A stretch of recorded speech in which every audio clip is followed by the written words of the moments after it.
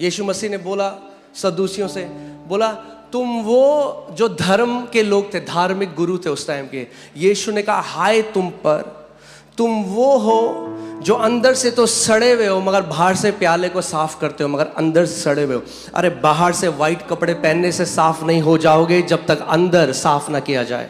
Jesus, in the times of his religious leaders, he said, you're like graves inside that are rotten, but on the outside shiny and white. मैं आपको एक बात कहूं, और Bible बताती है हमारे अच्छे कर्म कैसे हैं, गंदे फटे पुराने चिथड़े। And the Bible tells us our good works are like filthy rags before God.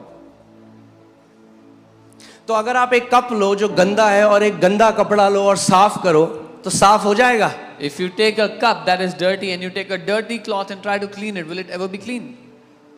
इसीलिए हमें एक उद्धारकर्ता की जरूरत है। This is why we needed a savior. क्योंकि अच्छे कर्म, थैंक गॉड, अच्छे कर्म से कोई बचाया नहीं जाता, वरना सब नरक जाते। और मैं आपको बताता हूं क्यों। Thank God that no one is saved by good works, otherwise everybody will go to hell. क्योंकि हम पाप केवल कर्म में नहीं अपने विचारों में भी करते हैं। Because we don't just sin in action, we also sin in our thoughts. यीशु मसीह ने कहा अगर किसी मनुष्य ने किसी पराई स्त्री को देखकर मन में व्यभिचार किया तो उसने मेरी नजर में व्यभिचार कर दिया। Jesus said, if a man looks at a strange woman and commits adultery in his heart, he has committed adultery in my sight. आज आप देखते हो people are filled with bitterness, लोग कड़वाहट से भरे हुए हैं, jealousy, ईर्ष्या, competition। सो अच्छा काम क्या है, एक गरीब आदमी को 10 रुपए दे देंगे एक दिन में, ये अच्छा काम हुआ, मगर 10 करोड़ पाप कर दिए उस दिन में। So in one day they did one work of charity by giving to the poor, but did millions of sins in their heart. If God weighs your good works and the evil intentions of your heart, your good works will be like filthy rags before him. अगर प्रभु एक तराजू में आपके अच्छे काम और आपके सारे पापों को रख देगा तो वो फटे पुराने चित्रों के समान होंगे वो अच्छे काम। इसीलिए उसने कहा ये खुद उद्धार नहीं कर सकते अपना, मुझे मनुष्य रूप धरना पड़ेगा इनका उद्धार करने के लिए। Because he knew that we are not able to save ourselves, he took a human form to deliver us, to save us. Amen. और जब यीशु मसीह क्रूस में गया तो केवल वो क्रूस में नहीं गया, हमारा पापमय स्वभाव भी उसके साथ क्रूस पे चढ़ाया गया। And when Jesus went to the cross, he did not go to the cross alone, but our sin nature was crucified with him. मेरे पीछे बोलो, I was crucified with him. मेरे साथ कहो, मैं उसके साथ क्रूस पर चढ़ाया गया। So पुराना जो जीवन था, पुराना जो मनुष्यत्व था, वो क्रूस पे चढ़ाया गया। That old man of sin, that old life has been crucified. Second, दूसरा, you died with him. आप उसके साथ मारे गए। Colossians 3:3, for you died and your life is hidden with Christ in God. कोलोसियों 3:3, तुम मर गए और तुम्हारा जीवन मसीह के साथ परमेश्वर में छिपा हुआ है। The old you is dead. जो पुराना मनुष्य है वो Isn't that a good news? क्या ये अच्छी खबर नहीं है? क्योंकि लोग कहते हैं मेरे साथ ऐसा हुआ, मुझे बचपन में अब्यूज किया गया, मुझे बचपन में प्यार नहीं किया गया। अरे वो पुराना मनुष्य तो मर गया और एक नया मनुष्य तो परमेश्वर ने आपको दिया है। People say this happened to me, I was molested as a child, I was not loved. That old man is dead, you are a new creation. Okay, Christianity isn't about behavior modification. मसीहत व्यवहार बदलने के बारे में नहीं है। It's about God killing your old man and resurrecting a new man with Christ Jesus. ये है कि परमेश्वर आपके उस पुराने मनुष्य को मारकर एक नए मनुष्य को आपके बीच में से पैदा करता है, उत्पन्न करता है आपके अंदर से। Okay? So you're not fighting your past anymore. तो आप अपने बीते हुए कल से लड़ाई नहीं लड़ रहे हो अब। बोलो मैं अपने बीते हुए कल से लड़ाई नहीं कर रहा। You have been freed from it by your death. आप आजाद कर दिए गए हो उससे अपनी मृत्यु के द्वारा। So वो जो खैनी खाता था, गुटखा खाता था, सिगरेट पीता था, बीवी को पीटता था, गाली देता था, reckon your old man dead with Christ Jesus. The man who was in addictions, was an abuser, वो अपने पुराने मनुष्य को मरा हुआ जान लो मसीह में। Okay? It's not willpower. God killed the old man. इच्छा शक्ति से नहीं हो सकता, परमेश्वर ने उस पुराने मनुष्य को मार दिया। वो ऐसा है, पाप एक ऐसा वायरस है, सोचो। Sin is like a अगर मैं आपको virus. सिंपल भाषा में समझाऊं If I tell you in easier words, कि एक व्यक्ति है, उसके अंदर एक वायरस चला गया और वो ठीक नहीं हो सकता, that a virus और वो came inside a virus person, उसको अफेक्ट कर रहा है, जैसे रेबीज का आदमी पागलों की तरह बिहेव करने लग and जाता है. that virus is affecting the person like the virus of rabies. So Bible teaches us that sin is an inward personality that makes you do stupid things. Bible हमें ये सिखाती है कि पाप एक भीतरी व्यक्तित्व है जो आपसे बेवकूफी भरे काम करवाता है. So now God makes a plan. परमेश्वर ने एक योजना बनाई. फिर God says, I'll come like a man. परमेश्वर ने कहा मैं एक मनुष्य के रूप में आऊंगा, I'll identify with your sinfulness तुम्हारे पाप के स्वभाव के साथ मैं एक हो जाऊंगा and I'll die. और मर जाऊंगा. Kill that old man उस पुराने मनुष्य को मार and दूंगा then I'll resurrect. और फिर जी उठूंगा. When I'll resurrect, जब मैं जी उठता हूँ I'll resurrect with a new man. तो एक नए मनुष्य के साथ जी उठूंगा. इसीलिए बाइबल कहती है दूसरे कुरिन्थियों 5:17 में, यदि कोई मसीह में है तो वो एक नई सृष्टि है, पुरानी बातें बीत गई, देखो सब नया हो गया है. This is why the Bible says, if therefore anyone is in Christ, he is a new creation. All things have passed away. All things have become new. So that person who was abused is dead and gone. You are a new creation. वो जिसका शोषण हुआ था वो चला गया, मर गया. आप एक नई सृष्टि हो. That person who was betrayed, that person who was raped, that person who was whatever happened, that old man is dead and gone. You are a new creation in Christ वो Jesus. जिसको धोखा दिया गया, जिसका बलात्कार हुआ, कुछ भी बुरा क्यों ना हुआ, वो व्यक्ति मारा जा चुका है. आप एक नई सृष्टि हो मसीह यीशु में. I'm prophetically speaking to a sister. मैं एक बहन से भविष्यवाणी के द्वारा बात कर रहा हूँ इस समय. Whatever they did to you, जो कुछ उन्होंने तुम्हारे साथ किया that's dead and gone. वो मर चुका है, बीत चुका There है. is no stain of sin on your life. आपके जीवन पर पाप का कोई दाग नहीं है. God sees you through the blood of Jesus. परमेश्वर आपको यीशु के लहू के द्वारा देखते You हैं. are holy. You are a brand new creation in Christ Jesus. आप पवित्र हो. आप मसीह यीशु में एक नई सृष्टि हो.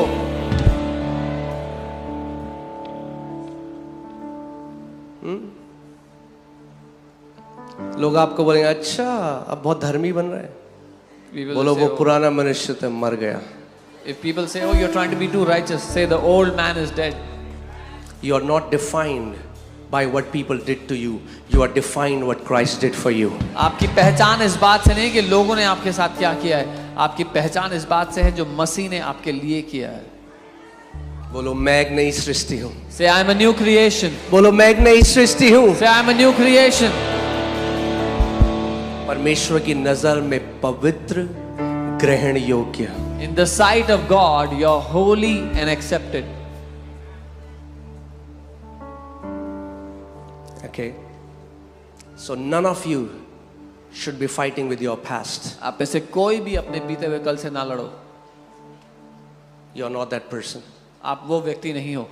That's why Jesus said, when you believe in me, you get born again. इसीलिए यीशु ने कहा जब तुम मुझ पे विश्वास करते हो तो नया जन्म या ये दोबारा दूसरा जन्म पाते हो. नहीं है. It's ये not a second. आत्मा से जन्म लेना है दोबारा. It's being ये birthed, उद्धार को पाना है. being birthed from the Spirit of God Amen. to receive salvation. मैं शरीर से जन्मा, जो शरीर से जन्मा वो मेरा शारीरिक जन्मदिन है, जब मेरी माता के गर्भ से मैं पैदा हुआ. मगर ऐसे ही जिस दिन मैंने उस परमेश्वर को जाना, यीशु के नाम को जाना, मैं उस परमेश्वर की गर्भ से पैदा हुआ और मैं आत्मा में जन्मा. When I was physically born from my mother's womb, that is my physical birthday. But when I came to know the name of Jesus, I was born from the Spirit of God. Third, you were buried with him. तीसरा, आप उसके साथ गाड़े जा चुके हो. Therefore, we were buried with him through baptism into death. Romans 6:4. रोमी 6 उसका 4, उसकी मृत्यु के बपतिस्मा पाने से हम उसके साथ गाड़े गए. कई लोग क्या बोलते हैं, ये बपतिस्मा, ये धर्म बदल गया. अरे Some people say, oh, baptism is to Yeshu change मसीह ने भी religion. बपतिस्मा लिया था, तो क्या यीशु मसीह ने भी धर्म बदला अपना? Jesus also took baptism, so did he also change his religion? ज्ञान न होने के कारण मेरी प्रजा नाश हो गई है, प्रभु ने कहा. It's because of the lack of knowledge that my people are perishing, God said. Baptism धर्म बदलना नहीं, धर्म के बंधन से आजाद हो जाना है। Baptism is not to change religion, is to be free, to be set free from the bondage of it religion. Shows burial, जैसे आपको गाड़ा जाता है, आपका पुराना, मैं आपको आज समझाता हूं कि आप आपको समझ में आ जाए, छोटी से I'll tell you so. Crash course, okay? आपका पुराना मनुष्य Your old man जो पाप में था, who was in sin वो मसीह के साथ गाड़ा गया, was buried with Christ. और एक नया मनुष्य, जो पानी से बाहर, एक नया मनुष्य जो मसीह के साथ उठाया गया, वो आप पानी से बाहर आते हैं। That's what baptism means. And when you come out of the water of baptism, you are a new creation, a new person that rises out. Amen? It has nothing to do with religion. इसका धर्म से कोई लेना देना नहीं है. Hallelujah. Okay. So, fourth, you were raised with him. चौथी बात, आप उसके साथ उठाए गए. केवल नीचे नहीं हो पानी में, You're not just in the water, पर उठाए गए. but you were also raised. Ephesians 2:5-6. Ephesians Even 2:5 when we were dead in trespasses, God made us alive together with Christ and raised us up together. जब हम अपराधों के कारण मरे हुए थे तो हमें मसीह के साथ जिलाया और मसीह यीशु में उसके साथ उठाया. Amen? You have been raised आप उठाए गए मसीह के साथ, with Christ. मसीह के You were साथ, seated with him. उसके साथ आप बैठाए गए हो. Ephesians 2:6. इफिसियों And 2:6 raised us up together and made us sit together in the heavenly places in Christ Jesus. मसीह के साथ उठाया और स्वर्गीय स्थानों में उसके साथ बैठाया भी है. Right now, इस समय you are seated with Christ in heavenly places. आप स्वर्गीय स्थानों में मसीह के साथ बैठे हुए हो. Amen. हमें समझना है मसीह होने का मतलब क्या है. हम ईसाई नहीं, हम किसी धर्म में नहीं. We have to understand what it means to be a believer. We are not in any religion. If you are in a religious Christianity, that is as dead as any other religion. अगर आप धार्मिक ईसाईयत में हो तो वो उतना ही मरा हुआ है जितना और कोई धर्म. Because if you are in a religion, there is bondage. क्योंकि धर्म में बंधन है. यीशु मसीह ने कहा, जिसको पुत्र ने आजाद किया है वो सच में आजाद है. Jesus said, whom the Son has set free is free indeed. Amen.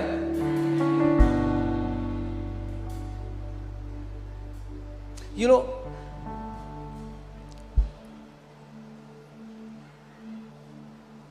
let me teach you a little bit about quantum faith and then we'll pray. मैं आपको Okay. विश्वास करना बताता मैंने आपको लास्ट टाइम क्या बताया था? क्या जरूरी है? When you pray, you believe. हूं. I told you last time, is it important for you जब to आप believe? प्रार्थना करते हो तो आपको क्या करना है? सबसे पहले यीशु ने क्या कहा? मानना है कि आपके लिए वो हो गया. जब आप, when you pray, you have to first believe that it is done for you. मुझे एक what I read somewhere, मैं उसका अगले हफ्ते में आपको उसका रेफरेंस, प्रॉपर रेफरेंस दूंगा. बट एक ऑन्कोलॉजिस्ट हैं, एक कैंसर के बहुत फेमस डॉक्टर हैं इस समय, There's a और वो very- नास्तिक थे और अब वो प्रभु में विश्वास करते हैं. There's a very famous oncologist. और उन्होंने एक आर्टिकल लिखा. He was an atheist, now he's a believer, and he wrote an article. जैसा आपका विश्वास है परमेश्वर वैसा आपके साथ करता है. As your faith is, so God will do to you. उनको एक कॉन्फ्रेंस में बोलने के लिए जाना था और जब वो हवा में थे मिड एयर, तो एक आगे स्टॉर्म का वो आया कि स्टॉर्म है, तो उनको फ्लाइट जो है रूट करके अलग उसको भेज के एक छोटे से कस्बे में, एक शहर में यूएस में, वहाँ पे उनकी फ्लाइट लैंड हुई. He had to go attend a conference, he had to speak at a conference, but because of a storm, their flight had to land in a small town nearby. और वहाँ पे उन्होंने car rental से car ली और उनका जो area था वो वहाँ जाने लगे. He rented a car from a company nearby, a car rental company, and he started to drive towards the area we had to go. और रास्ते में जाके एक जगह उनकी कार खराब हो गई. And on the way, his car stopped working on the road. उन्होंने देखा वहाँ पे एक घर है, He saw there was a house nearby. तो वो उस घर में गए He went to that house कि वो एक कॉल करें, that he would because take वहाँ a पे call कोई नेटवर्क्स नहीं थे. because there was no network there. और जब वो घर के अंदर गए तो वहाँ पे एक स्त्री थी और उनका बेटा था, When he went to that house, there was a woman and her son in that house, और वो बहुत बीमार था. and they was very sick. और इन्होंने अपनी कंडीशन बताई And they said they shared their condition.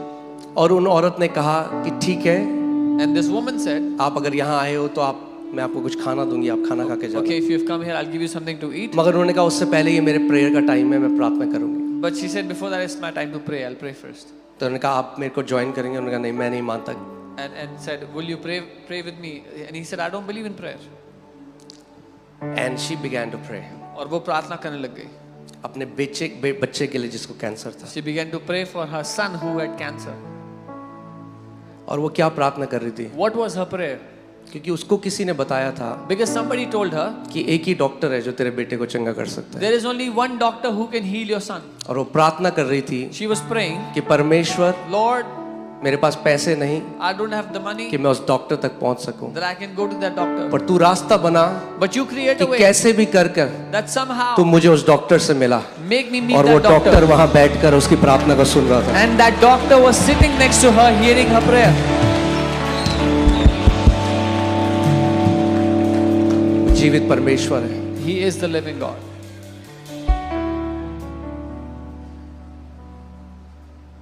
Amen.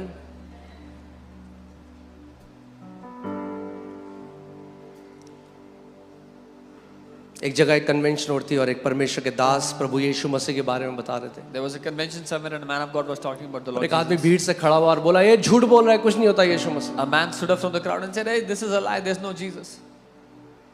तो सेब खाने लगे। He started to eat an apple, this man. कह रहा मैं आपसे एक सवाल पूछता हूँ, He said, I'll ask you a question. ये जो मैं सेब खा रहा हूँ The apple that I'm eating, ये मीठा है, it's sweet. क्या आप बता सकते हो कितना मीठा है? Can you tell me how sweet it is? उसने कहा मुझे कैसे पता जब तक मैंने चखा नहीं। He said, how will I know if I haven't tasted it? उसने कहा हाँ तूने मेरे यीशु को भी नहीं चखा। He said, you तुझे नहीं haven't पता। tasted my Jesus either. Bible कहती है चख के देखो कि वो परमेश्वर शहद से भी मीठा है। The Bible says, taste and see that he is sweeter than honey. Hallelujah, amen. Every agnostic or atheist, her when they कोई- came to prove that Jesus is not real, end up surrendering their life to Jesus. हर कोई व्यक्ति जो परमेश्वर को नहीं मानता था और ये साबित करने के लिए आया परमेश्वर नहीं है, उसने यीशु मसीह को अपना जीवन समर्पित कर दिया जब निष्कर्ष निकला तो। एक famous atheist, guys if you can find it online, उन्होंने बुक लिखी है गॉड इज नॉट रियल। पहली बुक लिखी थी, अब प्रभु में आ गए तो नई बुक लिखी है गॉड इज नॉट को काट के गॉड इज रियल। अब फेमस एथियस्ट उन्होंने किताब लिखी थी परमेश्वर ने सचमुच नहीं है। अब जब वो विश्वास करने लगे तो उन्होंने किताब लिखी है परमेश्वर सचमुच नहीं काट दिया और लिख दिया परमेश्वर सचमुच है। आमेन। मेरा यीशु जीवित है, वो जिंदा है। My Jesus is alive, he is living. मृत्यु उसको रोक ना सकी कब्र में, Death could not hold him in the grave क्योंकि वो जीवन और पुनरुत्थान है। because he is life and resurrection. Hallelujah. Hallelujah. वो मर नहीं सकता था। बाइबल कहती है वो इसीलिए आया कि मृत्यु के द्वारा उसको हरा दे जिसके पास मृत्यु की सामर्थ्य है। He could not have died. The Bible says he came so that through death he would defeat the one who has the power over death. अगर आप धर्म में हो, अगर आप ईसाइयत में भी हो, तो मैं आज आपको बुला रहा हूँ यीशु को चख के देखो। रीति रिवाजों से, मरे हुए रीति रिवाजों से बाहर आ जाओ और उस सच्चे परमेश्वर को चख के देखो कि वो शहद से भी मीठा है। If you are even in religious Christianity, I'm calling you out of traditions and customs and I'm telling you, taste and see that Jesus is sweeter than honey. Amen? Hallelujah. So, मैंने आपको परमेश्वर के वचन के बारे में बताया था कि वो कैसे दो धारी तलवार है। याद है आपको? Remember I taught you how the word of God is a two-edged sword? See, the beautiful thing about God is Bible की खूबसूरत बात from ये the beginning he wants to do partnership with man. परमेश्वर की खूबसूरत बात यह है कि वो शुरुआत से मनुष्य के साथ मिलकर काम करना चाहता है।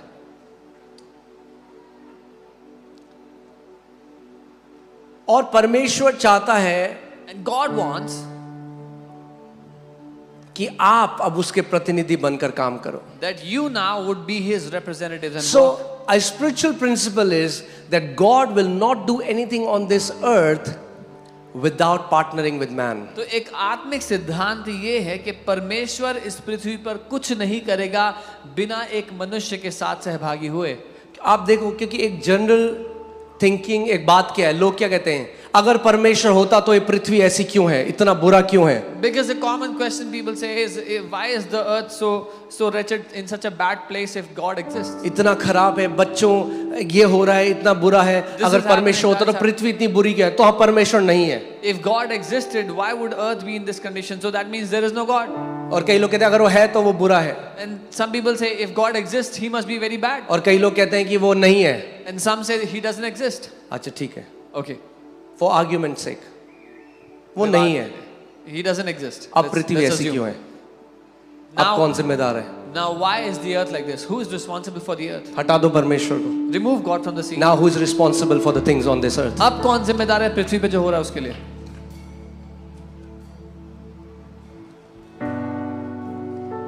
Earth is in a mess not because of God. Earth is in a mess because of man misusing the free will that God gave them.